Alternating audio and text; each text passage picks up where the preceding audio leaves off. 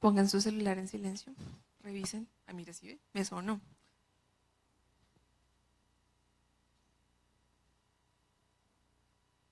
Bueno, hace 8 días terminamos con una pregunta. ¿Se acuerdan cuál era? ¿Se vale abrir el cuaderno? Yo aprendí una cosa muy chévere de un profesor de ingeniería de estructuras, algo así me dictaba. Y nos hacía un parcial y nos hacía en grupos, o sea, no era de a parejas, era en grupos. Y uno ya cuando se siente acompañado dice, si pasamos, pasamos todos, si nos echamos el parcial, no nos echamos, lo echamos todos. Entonces uno siente como ese ánimo de grupo, de no importa, vamos para lo bien o para mal. Aparte nos dejaba sacar el cuaderno, aparte nos dejaba sacar el libro y decía, saben muchachos, yo lo que quiero es que ustedes aprendan, porque no siempre uno sabe todo, pero uno tiene que saber quién sabe lo que uno no sabe.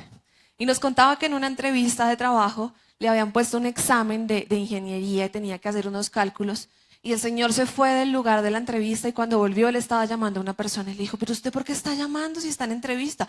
No, es que yo no sé esto, pero yo sí sé quién sabe lo que yo no sé. Así que eso vale en el trabajo, saber dónde tengo que buscar la información porque uno no se la sabe todas. Lo mismo pasa en las cosas de Dios. Si uno no se las sabe todas, tiene que tomar apuntes para poder revisar y decir que la pregunta era, ¿por qué un Dios bueno que está gobernando el mundo permite que la maldad exista?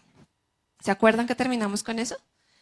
Y la respuesta era que Dios no es que permita que pasen esas cosas, o sea, no es que Dios diga, bueno, voy a mandar este terremoto a México y voy a mandar este huracán a toda la costa, no, sino que Dios le dio el dominio de la tierra a Adán, pero cuando Adán pecó y desobedeció a Dios, Adán le entregó la autoridad que le había sido dada a él para gobernar la tierra, se la entregó al diablo y vimos que ahora el diablo es el Dios de este siglo o el Dios de este mundo.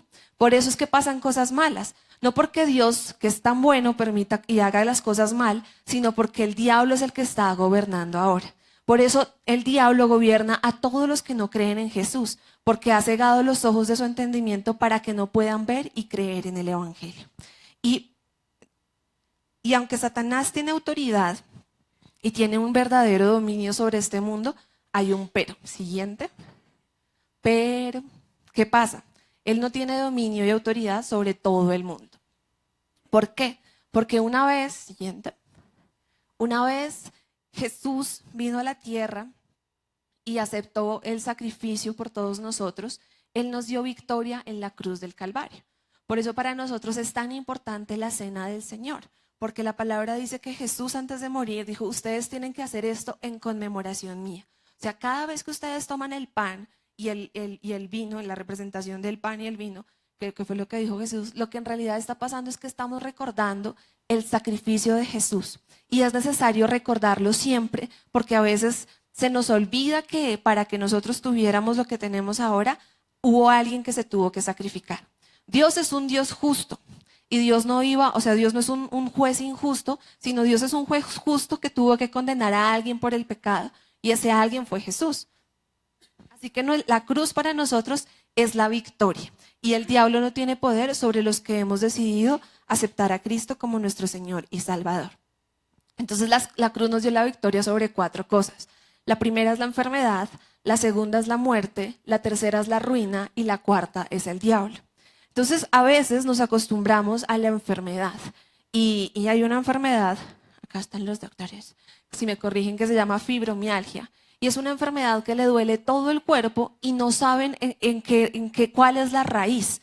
Pues algunos dicen, incluso los mandan a terapias, los mandan a psicólogos, los mandan a otras cosas porque no es una enfermedad propia que uno diga, no, le está fallando el corazón, le está fallando el riñón, le está fallando un pulmón, sino que es una enfermedad que le comienza a doler todo el cuerpo y eso es lo que el diablo quiere, traer aflicción a la vida de las personas. El cáncer también, cuando personas se enferman del cáncer, la palabra cáncer casi siempre se asocia a muerte y es el diablo que quiere traer aflicción porque cuando el cuerpo está enfermo uno se preocupa. ¿Cuántos se han preocupado cuando están enfermos?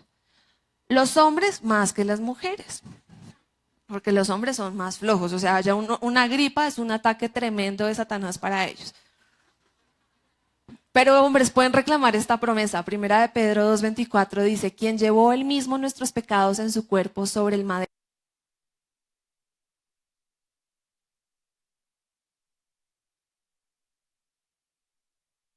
libertad sobre la enfermedad. Y a veces el diablo va a traer enfermedad al cuerpo, no al cuerpo como en la prédica del domingo, sino a nuestro cuerpo físico, porque él sabe que un cuerpo físico que se debilita no va a orar, porque es que está enfermo. Un cuerpo físico que está enfermo no viene a la iglesia. Y un cuerpo físico que está enfermo no cumple el propósito que Dios tiene para su vida. Entonces nosotros podemos reclamar lo que ya nos pertenece, porque no es que nos sane ahora, sino que ya ha sido, o sea, ya se compró y es nuestro derecho poder ir y obtenerlo. Es como cuando a uno le firman un cheque. Uno ya tiene la plata en la mano, tiene que ir al banco a hacer el canje, pero ya el dinero lo tiene. Lo mismo pasó en la cruz. Dios ya nos dio la libertad de tener nuestro cuerpo sano y podemos reclamar esa promesa para nuestras vidas.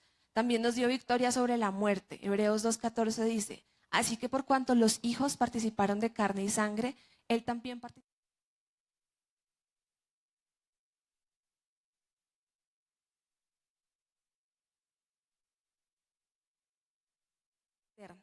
Hay una muerte física que todos la vamos a tener, pero también hay una muerte eterna, una muerte espiritual. Y Jesús abrió ese paso para que nosotros pudiéramos, o sea, no decir que morimos y ya hasta aquí, hasta la tumba, sino nosotros poder saber que después de que nosotros, este cuerpo se acabe, vamos a tener una morada celestial. Y eso es la seguridad que nosotros tenemos en este momento, que si alguno de nosotros llegase a morir esta noche o mañana o no sé, esta semana, en 10 años, en 20 años, ya la muerte no tiene poder sobre nosotros porque Jesús abrió el camino para que nosotros pudiéramos tener vida eterna. Segunda de Corintios 8:9 dice: porque ya conocéis la gracia de nuestro Señor Jesucristo, que por amor a vosotros se hizo pobre siendo ricos, para que vosotros con su pobreza fueseis enriquecidos. Entonces Jesús también nos dio la libertad sobre la ruina. Porque ¿qué trae la deuda? Preocupación. ¿Qué trae la escasez? Mal genio, peleas, divisiones en la casa. Yo creo que uno de los mayores problemas matrimoniales es el dinero. Cuando no se tiene o cuando no se gasta en la manera que ambos están planeando. Entonces, si usted no se ha casado, mire cómo maneja la plata. Porque de novios eso, ay, qué maravilla, eso gasta y gasta y gasta. Pero ¿y cuando se casan, cómo? Si llega el recibo de la luz, el recibo del agua. Entonces, antes de que uno se case, tiene que mirar cómo la otra persona administra el dinero, cómo está el corazón de esa persona para administrar el dinero, porque Dios ya nos liberó de la ruina y de la escasez y de la pobreza, porque Él se hizo pobre. Y algunos nacimos en familias de diferentes condiciones sociales, pero eso no es excusa para que esta palabra se cumpla en nuestras vidas, porque nosotros tenemos la mente de Cristo. Nosotros no dependemos del dinero, sino dependemos de Dios. O sea que la condición en la que nacimos, algunos nacieron en cuna de oro, otros nacieron en pesebrera, estilo Jesús. No importa dónde hayamos nacido, lo importante es que Jesús ya pagó por nosotros y nosotros podemos tener esa bendición de ser prosperados. Ahora, prosperados no es sinónimo de riqueza, de carro, casa, beca, porque la palabra dice no puedes servir a dos señores al mismo tiempo, porque amarás a uno y odiarás al otro. Cuando habla de que nos quitó la pobreza, es que nosotros podemos tener lo suficiente para cumplir el propósito de Dios en nuestras vidas. Es decir, que si nosotros, la motivación de nuestro corazón para enriquecernos no es bendecir el reino, no es poner ese don que Dios nos ha dado del dinero para servir a otros, Dios no nos va a bendecir. ¿Me estoy haciendo entender? Porque el dinero, el amor al dinero hace que las personas se aparten de Dios. Pero cuando yo puedo entender que todo lo que Dios me ha dado es para poder bendecir al cuerpo de Cristo, yo voy a ser prosperado. Y cuarta, nos dio la victoria sobre el diablo. Colosenses 2:15 dice: despojando a los principados y a las potestades, los exhibió públicamente, triunfando sobre ellos en la cruz del Calvario. O sea que el diablo no tiene poder sobre nuestras vidas a menos de que nosotros se lo demos. Siguiente. Entonces, ¿qué hizo Jesús en la cruz del Calvario? Esta cita es súper fácil de aprender y yo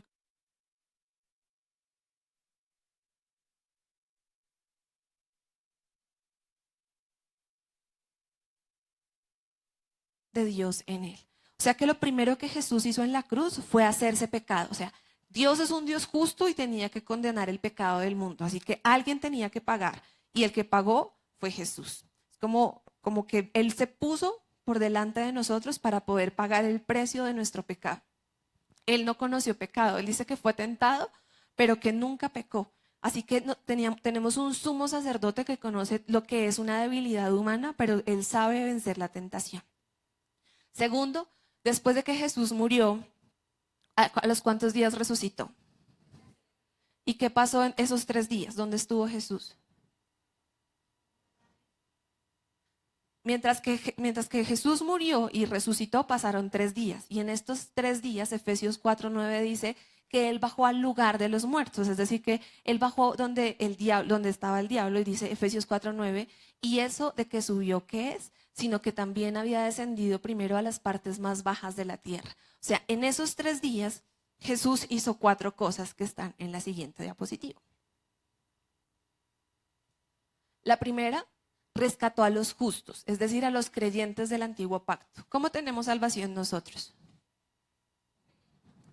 Por fe, ¿cierto? Creyendo en Jesús. ¿Cómo se salvaron los que estuvieron antes de Jesús? Por fe. Ellos se salvaron viendo la promesa y nosotros nos salvamos creyendo que eso pasó. O sea, hay un solo punto y es la cruz, y en ese punto nos encontramos ambos. Me encanta cuando ahora que Abraham pudo ver en sus ojos lo que iba a pasar y se alegró.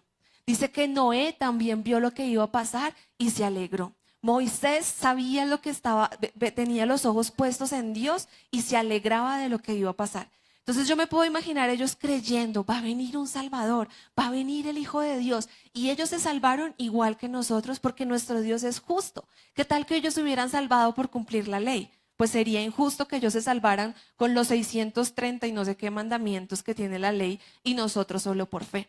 No, en el Antiguo Testamento tal vez se salvaron por fe y Jesús fue al infierno a rescatarlos. Bueno, al lugar de los muertos, no propiamente al infierno, sino al lugar de los muertos a rescatar los creyentes que habían muerto y que estaban ahí.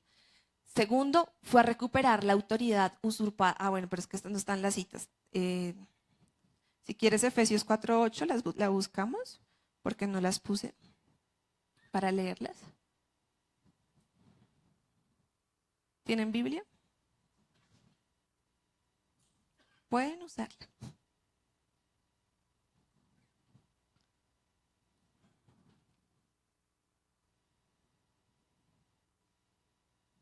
Listo. Por esto dice, cuando ascendió a lo alto, se llevó consigo a los cautivos y dio dones a los hombres. Entonces Jesús se llevó consigo a los que estaban con él. Otra vez a la diapositiva. Recuperó la autoridad usurpada. Efesios 1:20.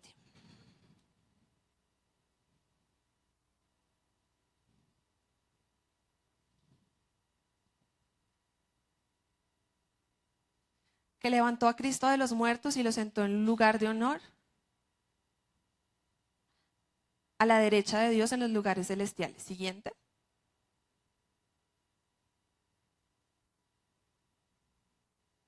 Muy por encima de todo gobierno y autoridad, poder y dominio y de cualquier otro nombre que se invoque, no solo en este mundo, sino también en el venidero. 22.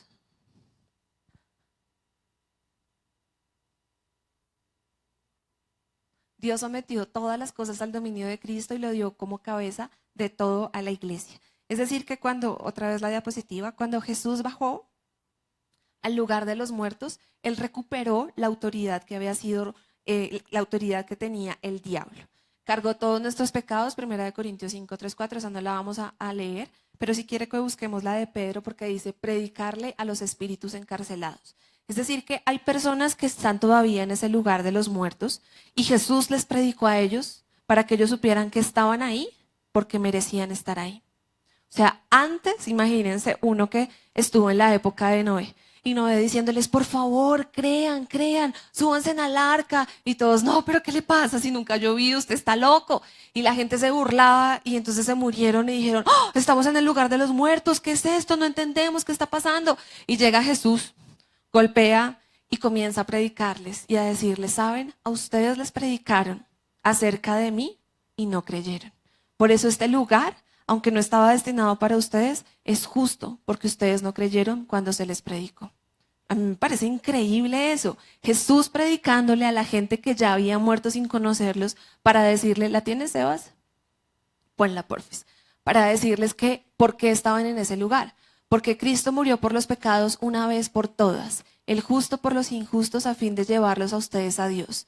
Él sufrió la muerte en su cuerpo, pero el Espíritu hizo que volviera a la vida. Por medio del Espíritu fue y predicó a los espíritus encarcelados.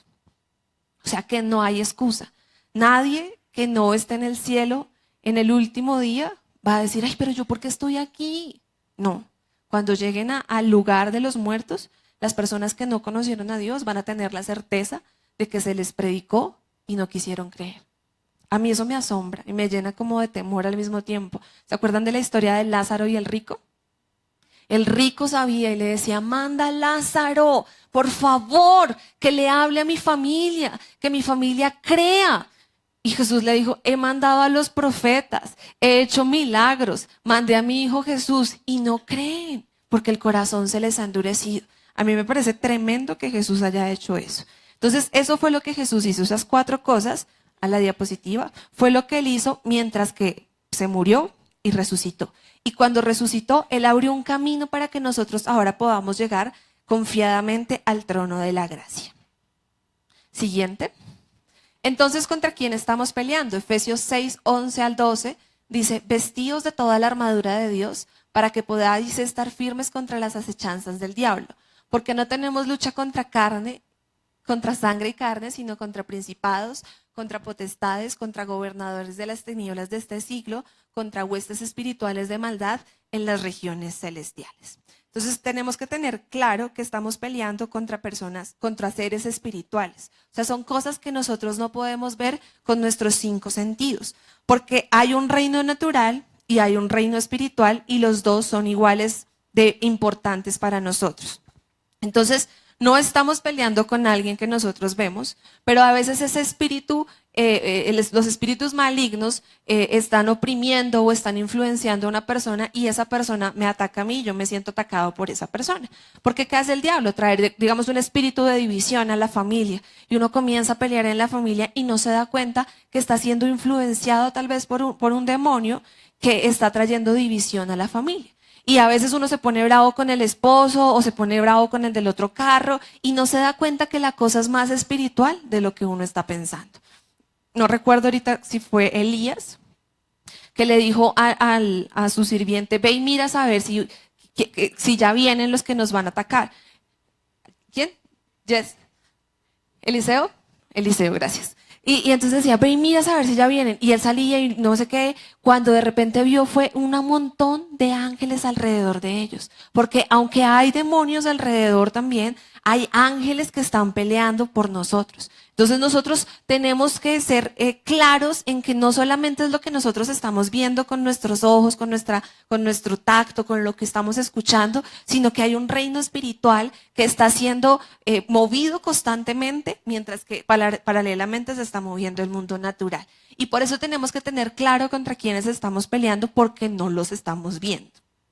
Siguiente. 2 Corintios 4, 3 al 4, yo creo que esta es una de las citas súper importantes en este estudio. Pero si nuestro evangelio está aún encubierto, en los que se pierden está encubierto, en los cuales el Dios de este siglo cegó el entendimiento de los incrédulos para que no les resplandezca la luz del evangelio de la gloria de Cristo, el cual es la imagen de Dios. Es decir, que el diablo quiere tener a las personas enceguecidas para que ellos no puedan ver la luz del evangelio y no puedan ser abiertos sus ojos a las artimañas del diablo. Yo les leí la primera vez que tuvimos el estudio la apariencia tan horrible que la Biblia describe del diablo. Si nosotros pudiéramos verlo con nuestros ojos naturales, realmente tendríamos como más expectativa de lo que está pasando con él. ¿Qué es lo que él está haciendo? Es una acechanza diabólica a nuestra vida. Y él lo que quiere es que nosotros vengamos, nos sentemos y lo ignoremos y digamos, ay, como ya estamos salvos, eso ya... ese ya no se mete con nosotros porque él está con los del mundo.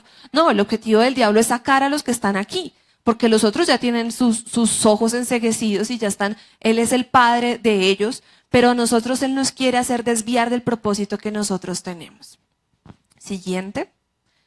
Entonces necesitamos saber la naturaleza humana para saber cómo es que pelea el diablo. O sea, la palabra dice, no ignores las artimañas del diablo.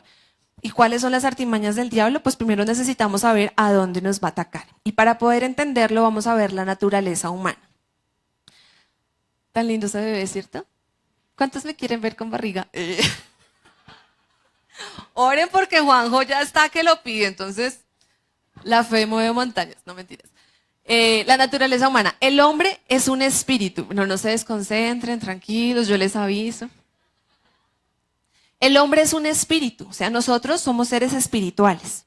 Tenemos un alma y habitamos en un cuerpo. Y es necesario hacer esta distinción para que nosotros podamos entender dónde es que el enemigo nos va a atacar. Entonces quiero que anoten, el hombre es un espíritu, tiene un alma y vive en un cuerpo. Esta es nuestra primera definición para saber cómo es que el diablo nos está atacando. Siguiente. Entonces vamos a ver algunas citas bíblicas, también son súper claves para que les ponga al lado tripartito y cuando vaya a leer la Biblia usted se acuerde de que, somos personas tripartitas. Entonces dice, Primera de Tesalonicenses 5:23, y el mismo Dios de paz os santifique por completo y todo vuestro ser, espíritu, alma y cuerpo sean guardado irreprensible para la venida de nuestro Señor Jesucristo. Así que Dios hace una clara distinción entre lo que nosotros somos, espíritu, alma y cuerpo. Siguiente. Hebreos 4:12, porque la palabra de Dios es viva y eficaz y más cortante que toda espada de dos filos, penetra hasta partir el alma y el espíritu, las coyunturas y los tuétanos, y discierne los pensamientos y las intenciones del corazón. Siguiente. Entonces voy a explicarles cómo es este ser tripartito. El espíritu de nosotros es el que tiene contacto con el mundo espiritual. El alma es el que tiene el contacto con el mundo intelectual y emocional. Y el cuerpo es el que tiene contacto con el mundo físico. ¿Cuál de los tres nace de nuevo cuando aceptamos a Jesús como nuestro único y suficiente Salvador? El espíritu. Imagínense las mujeres, nosotras así, no sé, 30 años y aceptamos a Jesús como nuestro Salvador y las canas se van. Se salva el cuerpo. O así el mar de emociones que nos llega cada que nos llega la visita y nosotras nos ponemos arriba, abajo de emociones y ya después de recibir a Cristo, nunca más las mujeres vuelven a ser cantaletosas. ¿Ustedes se imaginan ese milagro del alma? Pero no, por ahí gritaron, oremos. Lo que nace de nuevo es el espíritu, nosotros no lo podemos ver. En el momento en que yo digo, Señor, yo te acepto como mi único y suficiente Salvador, uno puede llorar, es verdad, uno puede sentir cosas, pero eso no comprueba que uno es nacido de nuevo, porque lo que es nacido de nuevo es el espíritu, y uno nace del Padre que es espíritu. Entonces nuestro espíritu nace de nuevo. O sea, yo tengo ya una relación personal con Dios y yo tengo acceso al trono de la gracia libremente porque desde ese mismo momento en que yo recibí a Jesús como mi Salvador, yo fui sellada con el sello del Espíritu Santo y además yo comencé a ser parte de la familia de Dios. O sea, yo me convertí en hija de Dios. ¿Pero qué le pasa al alma? El alma no le pasa nada. ¿Y qué le pasa al cuerpo? Al cuerpo tampoco le pasa nada. Entonces, pásale al siguiente momento, por favor. Entonces, devuélvete. Entonces, ¿qué es salvo? ¿El espíritu, el alma o el cuerpo? ¿Cuántos dicen el alma? ¿Cuántos dicen el espíritu? Los que tienen el alma salva, los admiro. O sea, imagínense uno nunca ponerse triste, nunca pensar mal de las personas. No, eso es o sea, un alma salva es, mejor dicho, una locura. Lo que se salva es el espíritu. Porque el espíritu es nacido de nuevo. El nuevo nacimiento no es emocional. Yo no nazco de las emociones. Yo ahora amo a todo el mundo. Mejor dicho, Winnie Pooh, a mí me quedan pañales. Porque yo amo a todo el mundo. Todo el mundo es una belleza. No, eso es del alma. No, ahora yo tengo un cuerpo súper saludable. Los 10 kilos de sobrepeso en el momento de nacer de nuevo se fueron. No, porque eso es un nacimiento físico. Lo que nace de nuevo es el espíritu. Porque el espíritu nace de nuevo. Por eso cuando Jesús se encontró con Nicodemo le decía, es necesario que nazcas de nuevo. Y Nicodemo le decía, pero Jesús, a ver, yo no sé, con muchos años metiéndome al vientre de mi mamá, eso no pega. Y Jesús le dijo, no, es necesario nacer del espíritu. y nosotros nacimos del Espíritu de Dios. Entonces, nuestro nuevo nacimiento fue en el Espíritu, pero el alma, nuestro nuevo nacimiento, o sea, nuestra salvación fue del Espíritu, pero nuestra alma, la palabra dice que debe salvarse. ¡Oh! ¿Cómo así? ¿El alma se debe salvar? Tan, chan, chan. Vamos a ver por qué dice eso. Salvación del alma. Santiago 1:21. Por lo cual, desechando toda inmundicia y abundancia de malicia, recibid con mansedumbre la palabra implantada, la cual puede salvar vuestras almas. Entonces, ¿qué salva el alma? Dice, recibir con mansedumbre la palabra implantada. Y en el griego salvar significa salvar, liberar, proteger, sanar, preservar, traer bienestar y restaurar. Entonces el versículo podría decir algo así. Recibid con mansedumbre la palabra implantada, la cual puede liberar, proteger, sanar, preservar, traer bienestar y restaurar vuestras almas. Porque ¿qué le pasa al alma? El alma sigue, en el alma están las emociones, están los sentimientos y están los pensamientos. Entonces yo nazco de nuevo, pero yo sigo pensando, un ejemplo, esto no es de la vida real, que mi marido es un gruñón. Entonces yo nazco de nuevo, estoy súper feliz, recibí al Señor en mi corazón y cuando llego a la casa y veo a mi esposo y diciéndome, ya me sirvió de comer, y yo, se me alborota todo, porque es que el alma no ha nacido de nuevo. Lo que el alma hace es que se va salvando cuando yo estoy leyendo la palabra, cuando me estoy renovando, cuando yo en el ejemplo del marido cascarrabias, cuando dice, amad a vuestros enemigos, entonces uno dice, está bien, Señor, me dices que ame a mi esposo. Es ahí cuando se está renovando el alma, cuando se está salvando el alma. Pero una persona que nace de nuevo no puede comportarse como un cristiano, y eso es absurdo. O sea, una persona que nace de nuevo y era alcohólica, yo no le puedo decir al otro día como, ¿tú estás tomando? Pero si ayer fuiste a la iglesia y naciste de nuevo. Pues la pobre persona nació de nuevo, pero en el espíritu. Necesita renovar su alma, necesita conocer las escrituras, porque es de allí donde hay vida eterna. ¿Me estoy haciendo entender? Entonces, a veces las personas ponemos un estándar cristiano. Número 1, debe hacer tal cosa. Número 2, debe hacer tal cosa. Número 3, debe hacer tal cosa. Pero si las personas no leen la Biblia, no tienen la revelación de lo que tienen que hacer. Por eso la palabra dice, ustedes deben salvar las almas implantando la palabra en su corazón. Si nosotros no leemos la palabra, ¿cómo vamos a salvar nuestras almas? O sea, una persona puede sufrir de un mal genio, Dios mío, que come mico, y puede ser salva. Porque ella no ha renovado su entendimiento, ella no ha pasado tiempo con la palabra para que su alma se libere. Porque ¿quién es el que más sufre con una persona de mal genio? Esa persona de mal genio. Porque esa persona está amargada todo el tiempo, porque esa persona mira mal a todo el mundo. Y lo que Dios quiere es darle libertad a esa persona. ¿Cómo? A través de implantar su palabra en nuestro corazón con mansedumbre. Siguiente. Santiago 1:22 dice, pero sed hacedores de la palabra y no solamente oidores, engañándoos a vosotros mismos. O sea, nosotros necesitamos escuchar con la intención de obedecer. Porque si no, vamos a estar dando vueltas en círculo en nuestra vida y no vamos a avanzar. Nosotros necesitamos ser hacedores de la palabra. Siguiente. Santiago 4:7 dice, someteos pues a Dios, resistid al diablo y él huirá de vosotros. Cuando nos sometemos a Dios, nos estamos sometiendo a su palabra. Muchas personas dicen, no, yo me someto a Dios, no, yo amo a Dios. No, pero la palabra de Dios dice que no puedes adulterar. Ah, no, pues es que eso de adulterar a mí casi no me gusta. Yo amo a Dios, pero tengo un corazón tan grande que me caben muchas. No. Entonces estás mal, porque la sumisión a Dios es la sumisión a la palabra. Porque si uno le pregunta a las personas, todo el mundo ama a Dios. O sea, excepto los ateos y los gnósticos, que de frente le dicen a uno que no creen en Dios. Pero en general las personas dicen, no, yo creo en Dios. No, yo creo en Jesús. No, pero no haces lo que la palabra de Dios dice. Y la palabra nos está llamando a someternos a Dios, que es lo mismo que someternos a la palabra de Dios. Siguiente. Primera de Pedro 1:22 dice, habiendo purificado vuestras almas por la obediencia a la verdad, mediante el Espíritu, para el amor fraternal no fingido, amados unos a otros entrañablemente de corazón puro. ¿Cómo se purifica el alma? Pueden leer.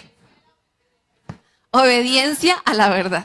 El alma se va purificando por la obediencia a la verdad. La edad promedio en la que las personas conocen a Dios es como entre los 20 y los 30 años, más o menos como en esa edad está la mayoría de personas que conocen a Dios. Así que uno ha tenido cierto bagaje de emociones atrás y uno necesita purificar el alma a través de la obediencia a la verdad. ¿Y cuál es la verdad? La palabra. Entonces, no sé si me estoy haciendo entender con lo que estoy hablando. El espíritu ya es salvo, pero mi alma tiene que ser renovada, tiene que ser restaurada. ¿Cómo? A través de la palabra. Porque la palabra dice que Jesús vino a darnos vida y vida en abundancia, pero puede que yo no esté disfrutando esa vida en abundancia porque yo no he renovado mis pensamientos, porque yo sigo pensando como antes de conocer a Cristo. Siguiente. Salmo 23:3 dice, confortará mi alma, me guiará por sendas de justicia por amor de su nombre. Y confortar en griego es renovar, recobrar, rescatar, restaurar, revertir y volver a ser de nuevo. Así que este versículo se leería así. Renovará, recobrará, restaurará, revertirá y volverá a ser de nuevo mi alma y me guiará por sendas de justicia por amor de su nombre. Así que muchas veces Dios tiene una voluntad para nuestra vida, pero el hecho de que yo no la conozca y no comience a cambiar mi manera de pensar, me hace que yo no pueda avanzar en las cosas de Dios. Siguiente. Pasa esa, no la voy a explicar. Quiero explicar en esto.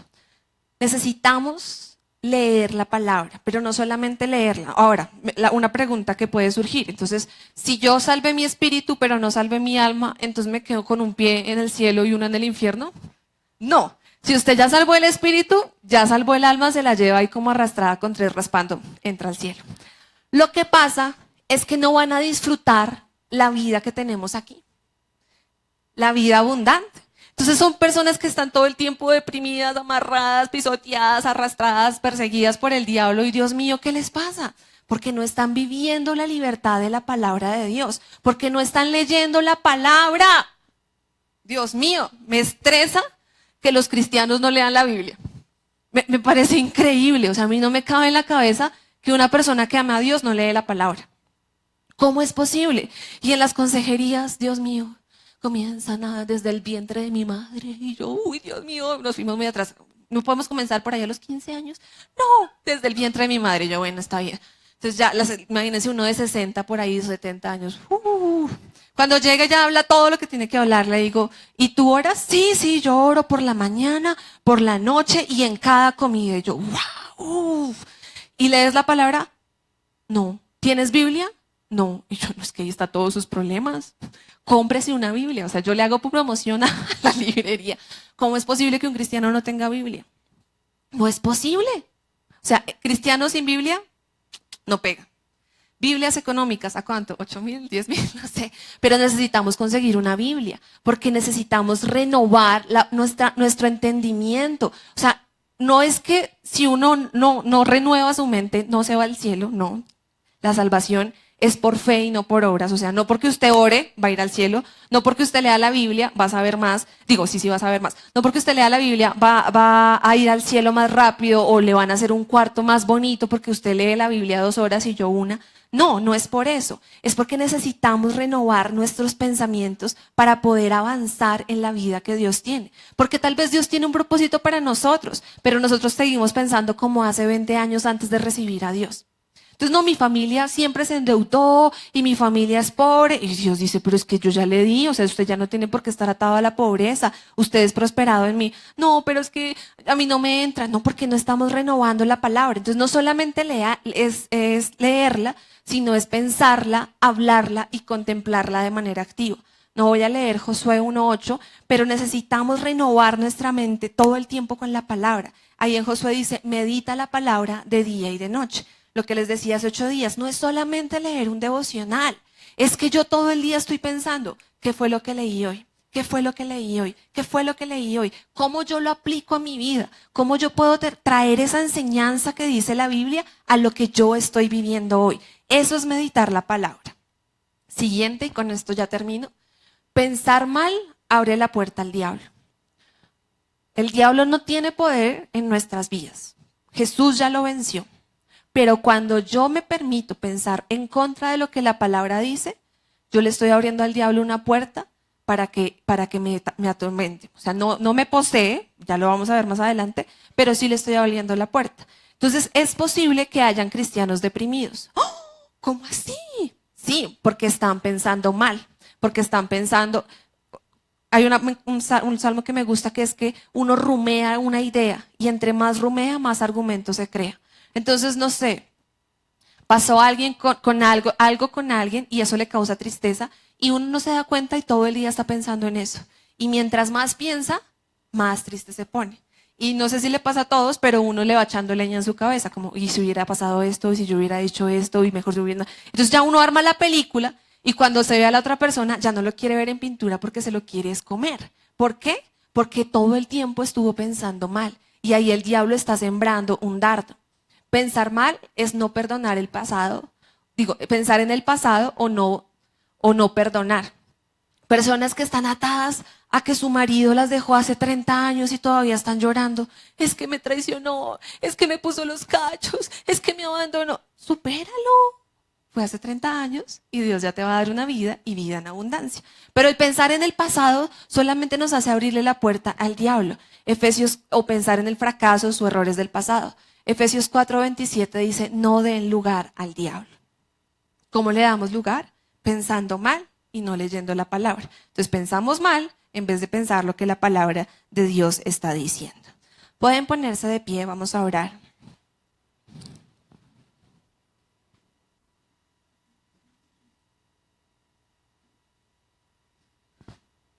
Señor, yo te doy gracias por este tiempo que nos permites para exhortarnos, Señor, para que nos llames otra vez a volver a leer la palabra, Señor. No es posible que no leamos la palabra, no es posible que no tengamos una Biblia, no es posible que no estemos siendo renovados, no es posible que un cristiano lleve 10 años en la iglesia y siga igual. Eso es algo malo, eso no es bueno. Pastor nos predicaba el domingo y decía, todo lo que tiene vida tiene que crecer. Y si tú tienes la vida del Espíritu en ti y no estás creciendo, tú necesitas hacer algo con tu alma. Tú necesitas comenzar a renovarla. Necesitas pensar lo que estás pensando. No dejes que comience tu mente a pensar mal. Sé activo pensando. ¿Qué es lo que yo estoy pensando? ¿Estoy pensando en lo que la palabra de Dios dice? ¿O estoy pensando en lo que las noticias dicen? ¿Estoy pensando en mi pasado? ¿Estoy pensando en mi pecado? ¿Estoy pensando en mi fracaso? A veces uno puede estar de mal humor y no sabe por qué. Y cuando mira lo que ha estado pensando es que ha estado pensando malas situaciones. Así que necesitamos corregir la manera en la que nosotros pensamos, porque eso nos va a salvar, eso nos va a restaurar. Nuestros estados de ánimos están directamente relacionados con nuestros pensamientos, porque los buenos pensamientos producen cosas buenas, pero los malos pensamientos producen malas cosechas. Así que necesitamos asumir la responsabilidad de nuestros pensamientos. Ya no le corresponde a Dios. Ya Dios nos ha dado el Espíritu Santo en nosotros. Y cuando tú abras la palabra, tú tienes que creer en fe que Dios te va a hablar, que Dios tiene el poder para explicarte lo que está escrito. Y tú vas a comenzar a leer y tú vas a sentir, esta palabra es para mí. Es lo que yo he estado necesitando. Es lo que yo he estado pidiendo en oración. A veces oramos y no tenemos ni idea de lo que la palabra de Dios dice. Estás orando por sanidad y Dios dice, yo quiero sanarte, yo ya te sané, solamente quiero que tú me lo pidas. Pero a veces no sabemos orar porque no conocemos la palabra. Así que hoy te pedimos, Señor, que nos des esa pasión por leer tu palabra, que nos des pasión por estudiar las Escrituras y que no solamente las leamos, sino que las meditemos continuamente, que estemos pensando en ellas. Yo te invito, compra un cuaderno. Ten una agenda, lo que tú necesites para que tú comiences a escribir los pensamientos del cielo para tu vida. ¿Qué es lo que papá Dios te está diciendo cuando tú oras? ¿Qué es lo que papá Dios te está diciendo que tienes que cambiar? No es solamente acá en la iglesia, es esa relación personal la que salva tu alma. Pero cuando tú la descuidas, cuando tú solamente vienes a las reuniones, cuando tú no oras, cuando tú no lees la palabra, pues tú vas a ser presa fácil del enemigo. Y tú necesitas ser consciente de que la salvación de tu alma depende de la disciplina. Eso no es un proceso instantáneo, no es espontáneo, requiere de tu parte. Así que dile: Señor, yo hoy hago el compromiso. Yo hoy hago el compromiso de leer tu palabra. Yo hoy hago el compromiso de estudiar tu palabra, de meditar tu palabra, de escribir los dichos de tu boca con mi mano, para que todo el tiempo yo los esté recordando. Desespérame, Espíritu Santo, por leer tu palabra. Dame estrategias del cielo para que no me canse, para que no desmaye, sino que por el contrario siga adelante. Yo bendigo a cada persona, Señor, y te pido que podamos ver los frutos de nuestra comunión contigo, en el nombre de Jesús. Amén y amén. Dios los bendiga, los madrugadores, mañana a las 5 de la mañana.